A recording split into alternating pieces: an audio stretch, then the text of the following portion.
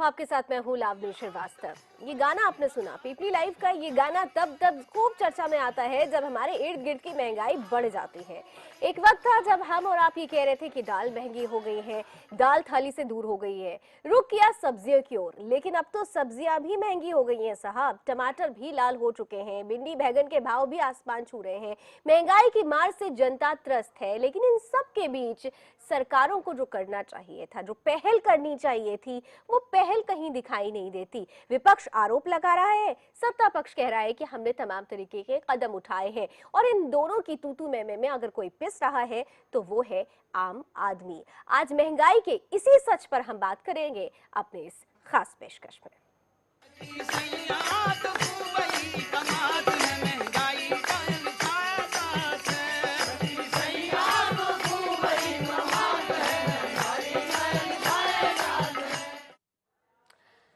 तो महंगाई का असर सीधे तौर पर जेब पर पड़ रहा है। जेब हल्की होती जा रही है, कुछ भी खाने पीने के लिए सोचना पड़ रहा है। सब्जी मंडी पहुंच जाइए तो आलू तक, जो कि सब्जियों का राजा कहा जाता है, वो भी 24 से 26 रुपए किलो चल रहा है। टमाटर के भाव के बारे में तो पूछिए ही मत, टमाटर इस कदर आग तरेर चुका है कि 100 रुपए तक जा पहुंचा है। ऐसे में जरूरत है कि सरकार इस विषय पर सोचे और दालों की तरह इन सब्जियों के आयात की दिशा में भी कोई पहल करे।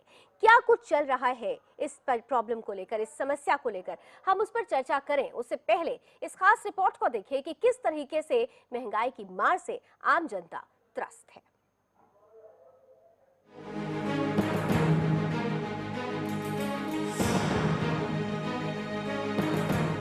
रोटी, कपड़ा और मकान, हर आदमी का यही सपना होता है कि दिन भर मेहनत करके 2 वक्त की रोटी कमा सके, शाम को जब घर लौटे तो अपने परिवार का पेट भर सके, रहने के लिए एक अपना घर भी हो। भले ही उस घर में लग्जरी सोफे वाले बिस्तर ना हो, गर्मी से बचाने वाला एयर कंडीशनर ना हो, लेकिन तन ढकने के लिए कपड़ा तो हो। अब ये बातें मुंगेरी लाल के हसीन सपने के सिवाय और कुछ भी नहीं लगती। शाम को काम से लौटे तो रास्ते में सब्जी मंडी भी पड़ती है। पॉकेट का बजट देखकर जाने का मन नहीं करता साहब, लेकिन खाना तो है तो सब्जी लेनी तो होगी ही। लेकिन खरीदेंगे क्या और पकाएंगे क्या? आलू, साधारण आदमी का सबसे प्रिय आलू भी मानो आग का गोला हो गया हो, जिसे खाना तो दूर, हाथ लगाने से भी डर लगता है। टमाटर इतना लाल हो गया है कि हाथ से छूने का भी दिल नहीं करता। आखिरी बार सलाद कब खाया था याद ही नहीं। मिर्च कितनी तीखी हो गई है कि उसके बारे में कुछ बोल ही नहीं पा रहा हूँ। अब आदमी खाए तो आखिर क्या खाए? दाल रोटी? तो सुनिए साहब, दाल का हाल भी बेहाल है। अब गरीबों के घर दाल नहीं गलती। आखिर आम आदमी करे तो क्या करे? खुदरा महंगाई में अचानक से आई इस तेजी से हर कोई परेशान है। किसी को कुछ समझ नहीं आ रहा कि आखिर अब घर कैसे चलाए। 150 रुपए की दिहाड़ी करने वाला मजदूर जाए तो कहां जाए? ऐसा नहीं है कि सियासी गलियारों में इसकी चर्चा नहीं है। चर्चा तो है, लेकिन इसकी नहीं कि जनता को महंगाई से कैसे राहत मिले। चर्चा तो इस बात की है कि मेरे टाइम पर तो 100 रुपए किलो थी, तुम्हारे टाइम पर क्या है? महंगाई की मार को देखते हुए केंद्र सरकार ने लोगों को सस्ती दाल उपलब्ध कराने के लिए मोबाइल वैन से सस्ती दाल बेचने का फैसला किया है। इससे एक बात तो स्पष्ट है कि सरकार की टांग खींचने की बजाय अगर सभी राजनेता एक साथ इस मसले को गंभीरता से लें तो महंगाई डायन की हैसियत ही क्या कि जो हमें सता सके। राजापाल, ब्यूरो रिपोर्ट, सुदर्शन न्यूज। एक हमें आंख की लड़ाई मार गई, बाकी कुछ बचा तो महंगाई मार गई, महंगाई मार गई। बाकी कुछ बचा तो महंगाई मार गई, महंगाई मार गई।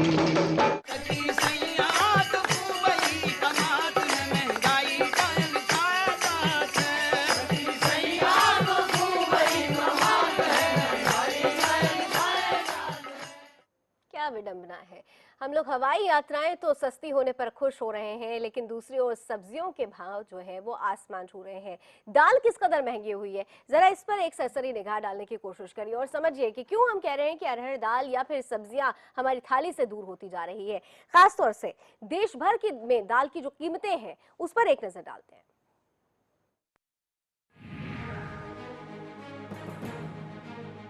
तो देश भर में दाल की कीमतें हम दिखा रहे हैं। पंजाब से शुरुआत इसलिए कर रहे हैं क्योंकि पंजाब में विधानसभा चुनाव होने वाले हैं, मुद्दा बनाया ही जाएगा। पंजाब में आप देखिए कि अरहर दाल सबसे ज्यादा महंगी है, जिसे सबसे जरूरत कहा जाता है। जिस दाल को 181 रुपए किलो वहां पर चल रही है। आम आदमी की दाल कही जाती है, लेकिन अब तो ये खास लोगों के लिए ही हो गई है। बिहार आपके सामने है। बिहार में ग्रेजुअली जो दाम बढ़े हैं अरहर के, वो 165 रुपए किलो तक जा पहुंचे हैं। महाराष्ट्र की बात करें तो यहाँ पर 150 रुपए किलो तक अरहर मिल रही है। वहीं मध्य प्रदेश की बात की जाए तो यहाँ पर भी अरहर के दाम आसमान छू रहे हैं, 150 रुपए किलो। गुजरात में भी कुछ हालात ऐसे ही हैं, 145 रुपए किलो। यानी जो दाल किसी समय में हम 80 या 90 रुपए किलो लिया करते थे, या उससे कम में भी एक वक्त था कि लिया करते थे, आज वही दालें 150 का आंकड़ा पार कर चुकी है। यानी आम आदमी दाल का सपना तो भूल ही जाए। फिर भी केंद्र सरकार की तरफ से इस समस्या को समझा गया और सीधे तौर पर वित्त मंत्री अरुण जेटली ने कहा कि देश भर में दाल की कमी को पूरा करने के लिए बाहर से दाल का आयात किया जाएगा।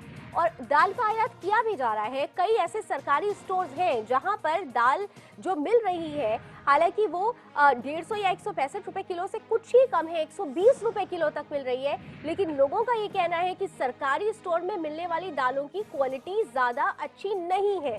तो अगर हम दाल की कमी को पूरा कर रहे हैं तो हमें क्वालिटी यानी गुणवत्ता पर भी ध्यान देना होगा।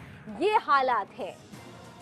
दाल के दलदल में किस कदर सरकारें फंसी हैं और इस दलदल से बाहर निकलने के लिए अभी तक क्यों नहीं कोई ठोस पहल की जा रही है, ये सवाल जहन में जरूर आता है।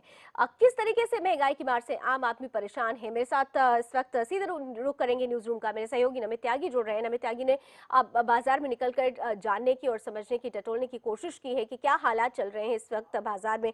नमित, सीधे तौर पर हम देखें कि यहाँ पर हम स्टूडियो में बैठकर ग्राफिक्स दिखा रहे हैं, तमाम तरीके से चर्चाएं हो रही हैं। उधर केंद्र की तरफ से कैबिनेट की बैठक भी बुला ली गई है, लेकिन आम जनता इस मसले को लेकर क्या सोच रही है?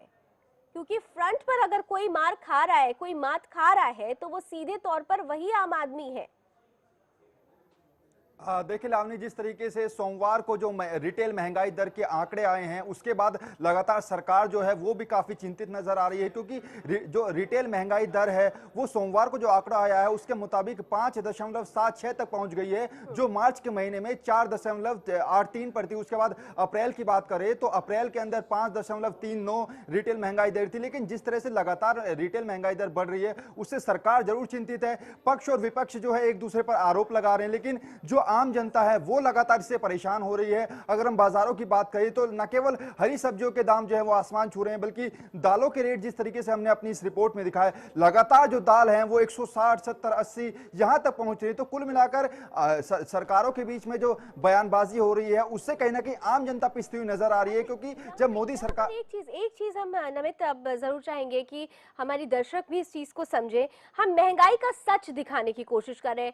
हर साल ऐसा होता है, महंगाई बढ़ती है, सरकार चाहे कोई भी हो। हम पिछली सरकार के टेन्योर में भी हमने देखा है महंगाई आसमान छू रही थी। अगर इस सरकार के में भी इस तरीके से महंगाई दिन प्रतिदिन बढ़ रही है, लेकिन जो इसके मूल समस्या, जो मूल आधार है, वो चाहे यूपीए गवर्नमेंट हो, चाहे अभी प्रेजेंट एनडीए गवर्नमेंट हो, वो मूल आधार को क्यों नहीं पकड़ पा रही है? वजह क्या है कि दिन प्रतिदिन हमेशा से ही महंगाई बढ़ती रही है? देखिए लावनी, इस वजह को समझने के लिए जब सोमवार को ये आंकड़े आए थे तो उसके बाद आज एक अहम बैठक वित्त मंत्री अरुण जेटली ने अपने घर पर बुलाई। उसमें जो खाद्य आपूर्ति मंत्री हैं रामविलास पासवान, वो वहां पर मौजूद थे, और साथ ही साथ जो वाणिज्य मंत्री हैं निर्मला सीतारमण, वो वहां पर मौजूद थे। और इस अहम बैठक के बाद जो बिंदु बाहर निकल कर आए हैं उसमें पहली बात यह कि मोबाइल वैन के जरिए सरकार जो है वो सस्ती दरों पर जनता को दाल उपलब्ध करवाएगी। दूसरी बात, साफ तौर पर वित्त मंत्री अरुण जेटली ने कहा इस बैठक के बाद कि जो महंगाई की समीक्षा है वो हर सप्ताह सरकार करेगी और मीटिंग भी हर सप्ताह एक होगी। तीसरा कि जो मांग और आपूर्ति के बीच में अंतर है उसको सरकार अब पूरी तरीके से खत्म करने का विचार बना रही है, क्योंकि अगर हम बात करें जो मांग और आपूर्ति के बीच में अभी जो अंतर है लावनी, वो 76 लाख टन का अंतर है, उसको अगर कम नहीं किया जाएगा तो महंगाई कम नहीं होगी। चौथा कि जिस तरह से विदेशों के अंदर जो है अब दाल उत्पादक खुद यहां से जाएंगे हमारे देश से, और सरकार के वहां की सरकार और यहां की सरकार के दोनों के बीच में सीधा सीधा विचार विमर्श होगा, सीधी सीधी बात होगी। इससे क्या होगा कि जो बीच के जमाखोर हैं और जो बीच के जो लोग हैं जो जमाखोरी करते हैं, पैसे खाते हैं, बीच में दलाल होते हैं, वो कहीं ना कहीं हट जाएंगे, जिससे जो विदेशों से जो दाल है वो उसी जो वो कीमत है उसी कीमत पर भारत में आएगी और वही कीमत पर जनता के पास भी जा पाएगी। तो कुल मिलाकर ये जो 4 अहम बिंदु आज की अहम बैठक के बाद निकल कर आए हैं, अब ये देखना होगा कि आखिर इन 4 बिंदुओं से महंगाई कितनी कम होगी और ये 4 बिंदु जो हैं उन पर सरकार कितनी जल्दी अमल कर पाएगी। चलिए, पहल तो हो रही है, लेकिन ये पहल कितनी जल्दी होती है, इसका असर कितना जल्दी होगा, ये देखना जरूर आवश्यक है, क्योंकि इस वक्त तो आम आदमी पूरी तरीके से महंगाई के मार से जूझ रहा है। दालों की हमने बात की, नमित आप मेरे साथ बने रहिए। कुछ खास सब्जियां जो कि हम हर रोज चाहते हैं कि हमारी थाली में जरूर पहुंचे, लेकिन किस तरह से ये सब्जियां हमसे दूर होती जा रही हैं। टमाटर के बिना हम सोच भी नहीं सकते खाना खाने को, सलाद से टमाटर गायब हो चुका है। यही टमाटर आप सोचिए मुंबई दिल्ली में जहां ये 58 और क्रमशः 58 और 51 रुपए किलो है, भोपाल में 80 रुपए किलो तक जा पहुंचा है। यहाँ तक कि कई जगहों पर यही टमाटर 100 रुपए किलो भी बिक रहा है। भिंडी की बात की जाए, गर्मियों की सब्जी कहा जाता है। आम दिनों में अगर हमने देखा है कि 20 रुपए किलो भिंडी मिलती है, लेकिन 36, 26 और 80 रुपए किलो तक भिंडी पहुंच चुकी है और बैगन और करेले का दाम भी आपके सामने है। मेरे साथ इस वक्त जाने माने मार्केट एक्सपर्ट और आर्थिक मामलों के जानकार आकाश जिंदल जी फोन लाइन पर जुड़ चुके हैं। आकाश जी, बहुत बहुत स्वागत कर रही हूँ आपका सुदर्शन न्यूज में। हम और आप भी आम आदमी हैं, लेकिन हमसे भी बढ़कर वो आम आदमी है जो दिहाड़ी पर अपनी जीविका चलाता है, हर रोज गर्मी हो ठंड हो काम करने के लिए बाहर निकलता है। वो आखिर खाना खाए तो खाए कैसे? कहाँ जा रही है ये महंगाई? बिल्कुल सही आपने कहा। वो व्यक्ति जो है, जो हमारे बीपीएल भाई बहन है, वो हमसे कहीं ज्यादा इम्पोर्टेंट है और देश की, समाज की, हम सबकी ड्यूटी उन भाई बहनों के प्रति कहीं ज्यादा हमारे उनके प्रति उत्तरदायित्व बनता है, ड्यूटी बनती है। रोटी, कपड़ा और मकान में से बेसिक रोटी है।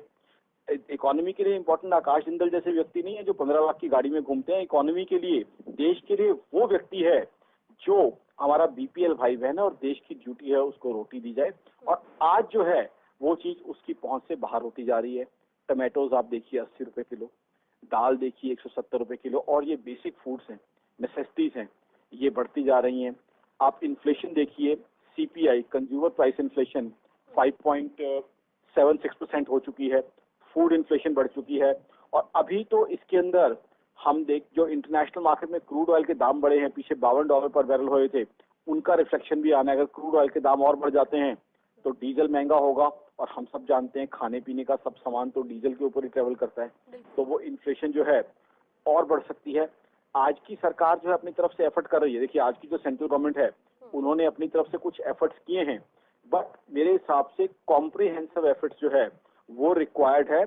और दूसरा ये बता दूं, एक तरफ तो हमने बात की हमारे बीपीएल भाई बहन की, आम आदमी की, उसकी चिंता, उसका दर्द तो हम सबको है, लेकिन साथ साथ ये पूरी इकोनॉमी के लिए बहुत नेगेटिव चीज है अगर इन्फ्लेशन बढ़ती है। क्यों? क्योंकि अगर इन्फ्लेशन बढ़ती है तो रेट ऑफ इंटरेस्ट हम नहीं कम कर पाएंगे, जो कि बहुत जरूरी है। इन्फ्लेशन बढ़ती है तो उससे क्या होगा, जीडीपी हमारी घटती है, और इन्फ्लेशन, जीडीपी घटती है तो हमारा डेफिसिट बढ़ता है। तो मैं तो ये कहूंगा, इंडिया के कॉन्टेक्स्ट में inflation is the mother of all economic problems, तो इसलिए ये बहुत बड़ा इशू है हमारे लिए।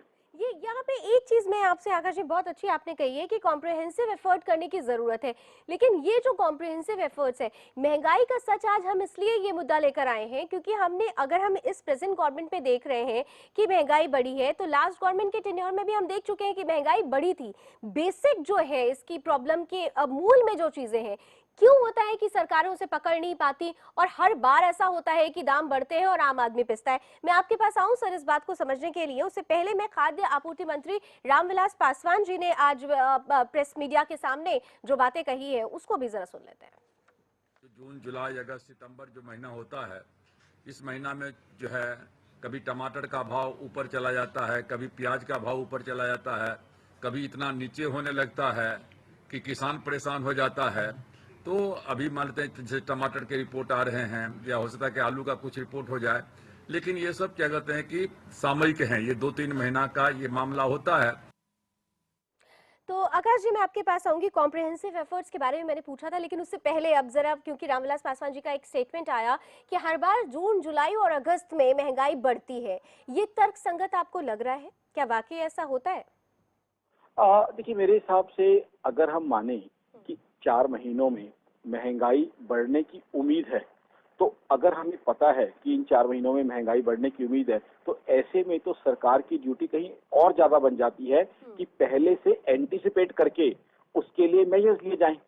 देखिए, आज जरूरत क्या है, मैं तो सरकार के जो है मंत्रियों के साथ कई बार टीवी शोज करता हूँ, अभी सरकार के 2 साल पूरे हुए, कई सीनियर मिनिस्टर मेरे साथ थे। मैं तो सरकार को यही कहता हूँ कि आप डिमांड सप्लाई का देखिए, आपके पास इतने रिसर्चेस हैं, इतना इंफ्रास्ट्रक्चर है, आप पहले एंटिसिपेट कीजिए कितनी डिमांड है, उतनी सप्लाई आप इंश्योर कीजिए। अगर हमें दिख रहा है कि किसी चीज की सप्लाई जो है कम पड़ने वाली है, तो सप्लाई कम पड़ने वाली है, डिमांड ज्यादा है, तो उसकी सप्लाई बढ़ाइए। सप्लाई बढ़ाने के तरीके हैं, हमारे किसान भाइयों को मोटिवेट करें, इंसेंटिवाइज करें कि उस चीज का उत्पादन ज्यादा करें। किसान भाई भी खुश, क्योंकि वो एक ऐसी चीज का उत्पादन कर रहा है जिसकी लेकिन डिमांड है यहाँ मार्केट पर में। मजबूरी ये भी है ना कि अगर उत्पादन ज्यादा हो जाता है तो फिर ये होता है कि बीच के जो लोग हैं वो खाने लगते हैं चीजों को, और कहीं ना कहीं से जमाखोरी होने लगती है। प्रॉब्लम तो ये भी है ना, एक समस्या नहीं है, समस्याओं की तो पूरी श्रृंखला है। ये मैं इसी बात पे आ रहा था, बहुत अच्छा आपने पॉइंट रेज किया। हमें क्या करना है, किसान जैसे मान लो 100 यूनिट किसी चीज के कंज्यूम होने हैं, तो 100 यूनिट्स का प्रोडक्शन इंश्योर करना है। साथ ही साथ क्या है, अगर कोई कॉन्टिजेंसी होती है, मान लीजिए बारिश ने खराब कर दिया, 80 यूनिट रह गए, तो हमारे पास इमरजेंसी मेजर होने चाहिए कि कहाँ से हम इंपोर्ट करेंगे, एकदम कैसे इंपोर्ट किया जाएगा, बफर स्टॉक कितना है, ताकि कमी पूरी हो जाए। दूसरा, अगर 100 यूनिट की प्रोडक्शन हो जाती है, डिमांड रह जाती है 80 की, ऐसे में किसान भाई को नुकसान ना हो, तो हमें एक्सपोर्ट के उस टाइम इंसेंटिव देने चाहिए एकदम, ताकि वो एक्सपोर्ट होने लग जाए चीज, ताकि किसान भाई को मूल्य मिलता रहे। पीछे क्या हुआ, हमारे किसान भाइयों को प्याज का मूल्य नहीं मिला। देखिए, हमें दोनों को देख के चलना है, हमारे लिए दोनों बहुत ज्यादा जरूरी है। किसान हमारा अन्नदाता जो खून पसीना एक करके हमारे लिए भोजन पैदा करता है। दूसरा, आम आदमी और हाउसवाइफ, हमें किसान को उचित मूल्य देना है, हाउसवाइफ को भी उचित मूल्य पे चीज दिलानी है। लेकिन इस बीच में जो जंतु है जिसको हमें खत्म करना है, वो है होर्डर और ब्लैक मार्केटियर। अब ये जो होर्डर और ब्लैक मार्केटियर नाम का जंतु है, ये कब पैदा होता है? इसकी सिचुएशन तब होती है जब डिमांड सप्लाई का गैप होता है, सप्लाई कम होती है, डिमांड ज्यादा होती है। तो ऐसी परिस्थिति में ये जंतु पैदा होता है, वो पहले होर्डिंग करता है, फिर ब्लैक मार्केटिंग करता है। और वो फायदा उठाता है, हमारा किसान भाई भी नाखुश रहता है, गृहिणी कहती है कि मुझे महंगा खरीदना पड़ रहा है। मैं इतने टीवी शोज कर रहा हूँ पिछले 2 दिन से, सब जगह गृहिणियां, हमारी बहनें परेशान है। तो परेशान रहता ही रहता है। और इस बीच आकाश जी, आप मेरे साथ बने रहिएगा। अब क्योंकि विपक्ष है उसकी भूमिका होती है लोकतंत्र में, विपक्ष किस तरीके से अब सरकार को इस मसले पर घेर रहा है, कांग्रेस से अजय माकन क्या कुछ कह रहे हैं इस पूरे मसले पर सरकार को लेकर, इस पर भी एक नजर डालते हैं। लगातार बढ़ती हुई महंगाई के लिए ये किसको दोषी ठहराएंगे? क्या इसके लिए भी ऑपोजिशन दोषी है, या इसके लिए वो जमाखोर दोषी हैं जिनके खिलाफ ये सरकार कोई कार्रवाई नहीं कर रही है? हम सरकार से पूछना चाहते हैं। महंगाई एक बहुत बड़ा मुद्दा है, जिस मुद्दे को लेकर के मोदी जी और उनकी पार्टी सत्ता में आई, और दुख की बात यह है कि महंगाई चरम सीमा के ऊपर है और सरकार टैक्स के ऊपर टैक्स लगाई जा रही है। लोगों को महंगाई से राहत देने की जगह महंगाई का और कष्ट लोगों के ऊपर थोपा जा रहा है। आकाश जी, विपक्ष वही बातें कर रहा है जमाखोरी पे, जैसे कि आप बात कर रहे थे। ये एक बहुत खास मसला है कि जो ब्लैक मार्केटिंग करते हैं लोग, उनको उनकी धरपकड़ कैसे की जाए। लेकिन इसके बीच में एक और सवाल आता है जहन में। आपने देखा होगा कि कई ऐसे राज्य हैं जहां पर जरूरत से ज्यादा उत्पादन होता है या केंद्र की तरफ से उन्हें वो चीजें पहुंचाई जाती है, तो उनके पास भंडार गृह नहीं होता, स्टोर रूम्स नहीं होते हैं, रेलवे स्टेशन पर अनाज पड़े पड़े सड़ जाता है, गरीब आदमी तक नहीं पहुंच पाता। तो हमें उस दिशा में भी चीजों को समझना होगा। स्टेट गवर्नमेंट और सेंट्रल गवर्नमेंट के बीच की जो कंपैटिबिलिटी है, कहीं ना कहीं से इस चीज में भी नजर आनी चाहिए। आपको लगता है? देखिए, कई इश्यूज हैं जो आपने रेज किए। उससे पहले जो हमारे मित्र की बाइट चल रही थी, देखिए सबसे पहले तो मैं बता दूं, ब्लैक मार्केटिंग और होर्डिंग को कंट्रोल करना स्टेट गवर्नमेंट की ड्यूटी है। तो उसके लिए आज की तारीख में हमें सेंटर पे सवाल नहीं खड़े करने चाहिए, बिकॉज वो स्टेट का सब्जेक्ट है। सेंटर जो है स्टेट्स को कह सकता है, कोऑर्डिनेट कर सकता है, बट वो काम जो है स्टेट गवर्नमेंट के पोर्टफोलियो में आता है। दूसरी बात, बिल्कुल आपने सही कहा, अनाज की वेस्टेज, खाने पीने के सामान की वेस्टेज हमारे यहाँ बहुत ज्यादा होती है। कई बार देखा है कि अनाज सड़ता रहता है, बारिशों में खराब होता रहता है, पशु उसे खा रहे हैं, लेकिन लोगों को खाने के लिए नहीं मिलता। हिंदुस्तान जैसे कंट्री में तो अनाज की वेस्टेज होनी नहीं चाहिए। दूसरी एक और एग्जांपल दूं, हमारे पास जो स्टोरेज की कमी है उसका बहुत नुकसान होता है। अब 3-4 साल पहले का आपको किस्सा बताता हूँ। आलूओं की पैदावार इतनी हो गई कि कोल्ड स्टोरेज वाले रखने को तैयार नहीं थे। हमारे अन्नदाता किसान भाइयों को आलू सड़कों पे फेंकने पड़े क्योंकि 1 रुपया किलो रेट रह गया था। उसके 3 महीने बाद हाउसवाइफ आलू खरीद रही है 25 रुपए 30 रुपए किलो। अगर हमारे पास कोल्ड स्टोरेज होते तो हमारे किसान भाई को वो आलू फेंकना ना पड़ता, उसका कोल्ड स्टोरेज में रखा जाता और हाउसवाइफ वो बाद में 12-13 रुपए किलो ले लेती। किसान भाई को भी उचित मूल्य मिल जाता, उसको भी उचित मूल्य मिल जाते। अब क्या है, किसान भाई की मेहनत वेस्ट होगी, हाउसवाइफ को वो चीज महंगी खरीदनी पड़ी। तो हमारे पास स्टोरेज स्पेस जो है प्रॉपर होनी चाहिए। दूसरी बात, हमें अपने किसान भाइयों को गाइड करना है, मोटिवेट करना है कि वो यील्ड कैसे बढ़ाएं, प्रोडक्शन कैसे बढ़ाएं। देखिए जमीन तो हम बढ़ा नहीं सकते, अब उसी जमीन से ज्यादा अन्न कैसे पैदा किया जाए। पहले तो इसके लिए मैंने सरकार को कई बार सजेशन दिया है, किसान भाइयों के गांव में जाके उनकी भाषा में कैप्सूल कोर्सेज किए जाएं कि आपको जमीन से क्या उत्पादन करना चाहिए, इसकी आप प्रोडक्शन एबिलिटी कैसे बढ़ा सकते हैं, उनको उसके लिए सस्ते लोन दिए जाएं ताकि वो प्रोडक्शन बढ़ा लें। देखिए अगर सप्लाई बढ़ जाएगी तो जाहिर सी बात है ब्लैक मार्केट और होल्डर के लिए। हालांकि मोदी गवर्नमेंट की तरफ से ये सारी फैसिलिटीज अब देने की कोशिश की गई है। इस बार का तो बजट ही किसानों को पूरी तरीके से समर्पित किया गया है, लेकिन फिर भी जो स्थिति खराब हो रही है उस पर से सवाल उठने जहन में आना ये लाजमी है और इन सवालों के जवाब इस वक्त कहते हैं कि राजा ही ढूंढ सकता है। चलिए, एक हमें आंख की लड़ाई मार गई, बाकी कुछ बचा तो महंगाई मार गई, महंगाई मार गई। बाकी कुछ बचा तो महंगाई मार गई, महंगाई मार